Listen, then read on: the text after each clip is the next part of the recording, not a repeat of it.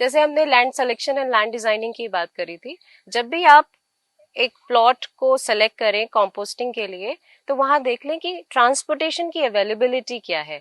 क्या आपके खेत तक आपकी खुद की कार या जो ट्रक लोड करके जाएगा उसके आने जाने की अरेंजमेंट है या नहीं।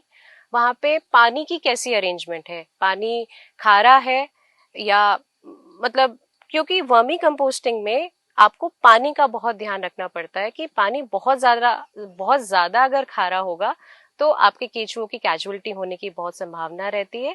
तो पानी सही मात्रा में हो और खारा ना हो, इस बात का आपको ध्यान रखना पड़ेगा।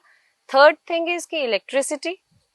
सामरसिबल चलाने के लिए आपको इलेक्ट्रिसिटी चाहिए, इलेक्ट्रिसिटी आपके पास होनी चाहिए।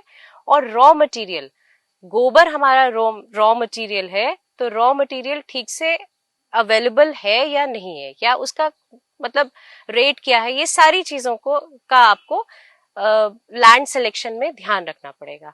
फिर डिजाइनिंग, डिजाइनिंग किस तरह से करनी है, मतलब आपको चाहे आप 2 बेड से स्टार्ट कर रहे हैं, बट उसका पूरा प्लॉट का लेआउट आपको बनाना पड़ेगा।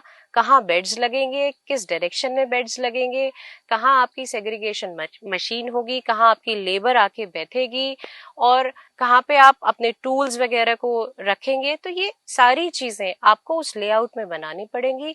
कितना रास्ता आपको बीच में छोड़ना है, जो बीच का रास्ता है जो आपको छोड़ना ही पड़ेगा, मतलब ट्रॉली आएगी, गोबर की ट्रॉली आएगी, या आपका जो माल है वो लोड होके वापस जाएगा, तो आपको एक इनफ रास्ता छोड़ना पड़ेगा।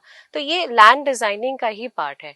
हम तो ये सजेस्ट करते हैं सबको कि जब आप डिजाइन करें लैंड, तो इंटीग्रेटेड वे में करें। मतलब आपको वहां पे खाली कंपोस्ट ही नहीं लगानी है, जो साइड में बाउंड्री के साइड आप एटलीस्ट 4 फुट का 5 फुट का एक पाथवे छोड़ सकते हैं, और वहां पे आप कुछ वेजिटेबल फार्मिंग कर सकते हैं, कुछ बेलें लगा सकते हैं, आप हल्दी उगा सकते हैं, आप लेमन ग्रास उगा सकते हैं। मतलब आप एक तरफ कंपोस्ट ले रहे हैं, दूसरी तरफ आप थोड़ा थोड़ा फार्मिंग भी कर रहे हैं। मतलब हल्दी भी वहीं पे उग रही है, लेमन ग्रास भी वहीं उग रहा है, और आपने लौकी, तोरी, इस तरह की बेलें भी आप अपनी फेंसिंग एरिया में लगा सकते हैं।